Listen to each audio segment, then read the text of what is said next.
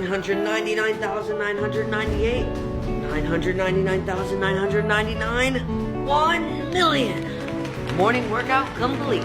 Do you guys remember Ryan's toy reviews? Yeah, I do too. I've never watched them personally because back then I was just a little too old for his content, but I knew my siblings watched them. And you know, when he was like 4 years old, that content was great for his audience because his audience was 5 and 4 years old, around 8 years ago or so. 8 years later, he's about to be in his teens and his audience is also about to be in their teens. And you would think his content has evolved to be directed toward that audience still, but it's not because it's still directed towards 5 and 4 year olds, which is really disappointing.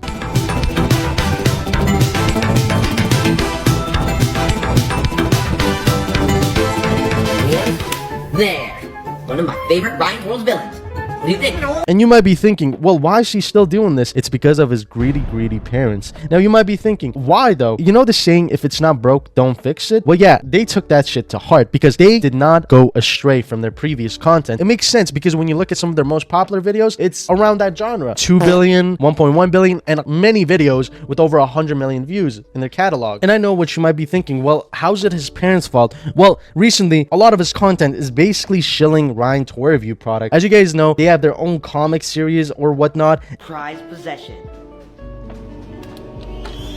I need to beef up this. And they also have their own merchandises, which you can find at Walmart, Target, you know, stores like that, Toys R Us, if you're in Canada. And the content, a lot of it, a large proportion of it, has become a platform where they could just start shilling their own products. I mean, like, look at this thumbnail, for example. Ryan sent us a mystery box, and it's just a whole bunch of Ryan Toy Review branded products that you can buy at stores again. So yeah, if whenever you ask me, how is it his parents pushing him to do this, I just say, watch his content and tell me how many products they're trying to shill in your face.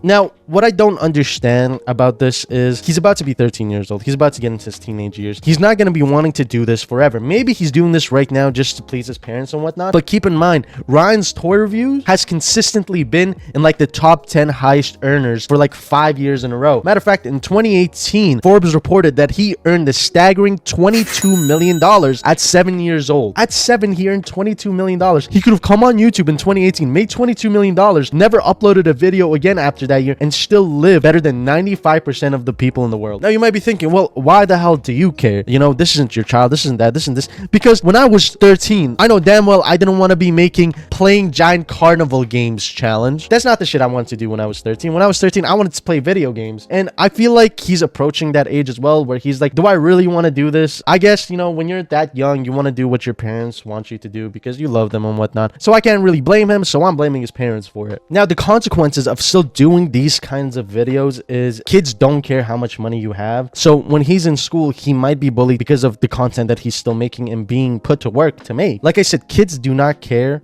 how much money you have. The only thing they care about the social structure. Matter of fact, many child celebrities on YouTube have now outgrown the content they used to make and now have their own channels and do their own thing. They basically grew up with their audiences and now they're making videos targeted towards the same audience, but now that audience is just older. I think that's what Ryan needs to do. I think Ryan needs to put his foot down and be like, hey, look, I'm getting older. I want to be able to do my own content. I want to be able to grow with my old audience because those are the people that remember Ryan fondly. I'm not going to lie to you. When you watch someone for a very long time, for example, Dan TDM, Markiplier, Jacksepticeye, PewDiePie, when people watch them for a long time, people will have fond memories of them because it brings them nostalgia. And Ryan Toy Reviews has a lot of those fans. Ryan Toy Reviews brings them nostalgia and whatnot. But they're not about to go and watch Mommy Goes Back in Time, Pretend Play, Time Travel Adventure. None of them are going to be watching that because they're just not interested in it. Now, again, you know, this is not my life. I'm not his parents, but hopefully, you know, he does have somewhat of a normal life because keep in mind, this child has been in the spotlight since he was about 4 years old. So for most of his life, this guy has always had a camera shoved in his face and said, here, make content. Hopefully, he can finally be a normal child. Maybe once he puts his foot down and says, look, I want to have a normal life. I want to have my normal teenage years now. I think we've made enough money. But yeah,